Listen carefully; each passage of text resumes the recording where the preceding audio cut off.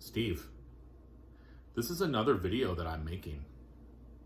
Another video that's going to put me further from where you're at with your videos.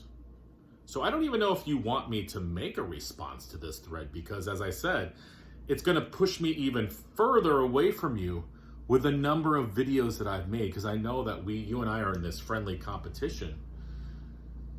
You want to catch up to Chris Profi, Musically Obsessed. I don't know. You're making 1, 2, 3 videos a day. You could get there at some point. But again, this is another video in my collection that's going to push me even further away from you. Anywho, I am entering a thread for the great Steve over at All the World's a Stage.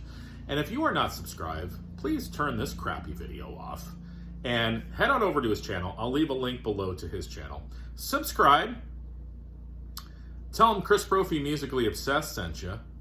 And also watch some of his videos, and why don't you enter this thread as well? Steve is a great guy. He's entered a lot of my threads. I wanted to pay it back. Plus, I think this is a great idea as well. What Steve wants us to show, or talk about anyways, is 5 bands that I've never owned an album by. And that means, for me anyways, I've never owned it on cassette, CD, or vinyl.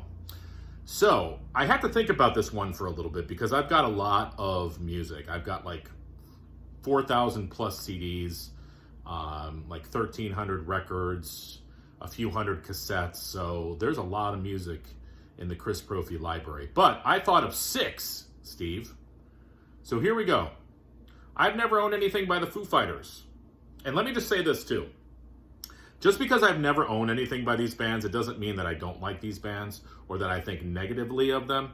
It's just that I've never been inclined to go buy anything. So Foo Fighters, 38 Special, going old school for that. Some newer bands, the White Stripes, Avenged Sevenfold. Now I've heard some Avenged Sevenfold. My son was playing me some stuff and I kind of like it, so I probably at some point will pick up some of their stuff. Audioslave. And I'm going to throw a 6th one in for you, Steve. Tool. I don't think I own anything by Tool. I was trying to think, because I've got some CDs in storage, but I don't think I have any Tool.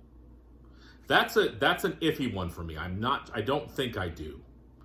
I'm like 98% sure that I don't own anything by Tool. So there you go.